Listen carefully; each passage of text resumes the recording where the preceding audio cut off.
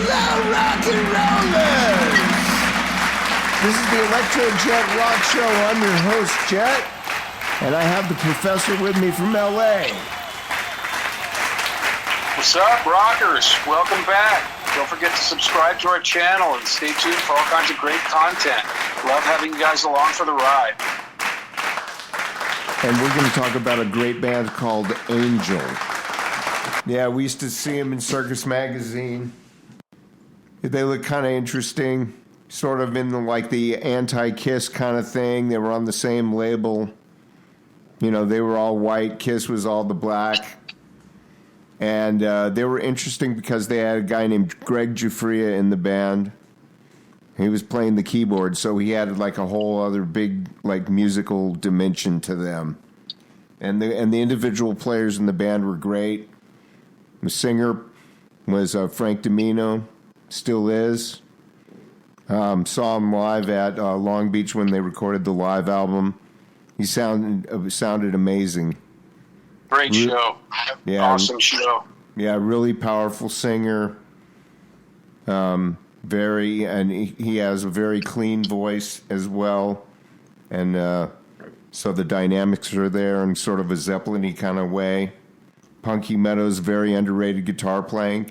In fact, his playing that I've heard of him lately is the best he's ever sounded. So he's been woodshedding. So props to Punky. Yeah, he's... as far as stock rock and roll style soloing goes, he's like one of the best. And a lot of people are starting to really give him props these days, some big players even. But yeah, Angel musically was just phenomenal. The first 5 albums. My favorite one happens to be the second one, Helluva Band. But the third one was produced by Eddie Kramer, On Earth as It Is in Heaven. The first one's really cool. White Hot is we could talk about that one. So what do you think, Professor?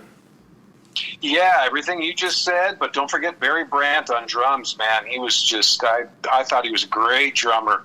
Really fitted well into that band. Phenomenal drummer. Phenomenal drummer. Yeah. Yeah, keep going. Go ahead. Yeah, to keep talking about Barry Brandt. I just wanted to chime in there. Yeah, he was just awesome. I mean, that was, to me, just a really driving drummer, great power, great energy.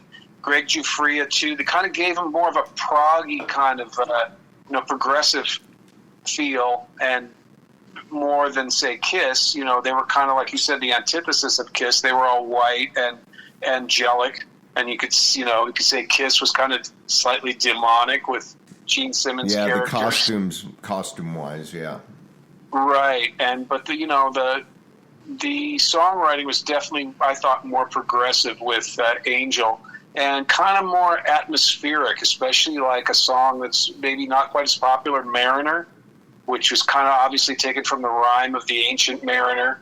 It was just very atmospheric, very visual. Yeah, they did have that dimension. I like the one on the third album called Just a Dream, which is sort of in that. It's even a lot more complex than that, and it's just a very, very kind of orchestral kind of song. It's really, really great. Exactly. Yeah, exactly. You can say the same about The Fortune, which was on Helluva Band. That's also kind of atmospheric and dreamy, but also very dynamic, where it gets quiet and then loud, and they had those crescendos. So it was kind of neoclassical in that way. But my favorite was the first album with the Tower and Rock and Rollers and Broken Dreams, but especially the Tower and Rock and Rollers, I think, are my 2 favorite Angel songs. Just kind of sad they didn't get their due, and maybe their timing and their management, whatever it was, they didn't really make it over the top, so there wasn't a lot of early stuff, I want to interject one thing, and then hold on to that thought, is the Just a Dream song that I was talking about is on the third album, On Earth as It Is in Heaven. That one was produced by Eddie Kramer, the guy that recorded Jimi Hendrix, and Kiss Alive, for that matter. Oh, okay. Yeah. But the Fortune's phenomenal. It's like it's a masterpiece. Yeah, definitely. Where Tower and Rock and Rollers were a little more probably radio friendly because of their length. but just very atmospheric, dreamy, visual. That was something that I really liked about Angel. I thought the last couple albums, the early days, maybe there were a few songs that I liked and a few that I didn't care for quite as much, but overall just a great band and an incredible show, incredible stage show, which, by the way, you can't really see anywhere on the internet. There's, I don't think that there's any real video of an Angel show live. I think there's one that they tried to make kind of as a demo video, like an MTV video, but there's no live videos of Angel on YouTube that I've ever seen. So I heard they're locked away in a vault somewhere, but a lot of rumors and stories about that. But interesting band all around. Angel, great band. They were phenomenal. Like I said, we saw them when they recorded the Live Without a Net record at Long Beach Arena, and they just crushed it, top to bottom. And the thing about the records is every single song is pretty much great.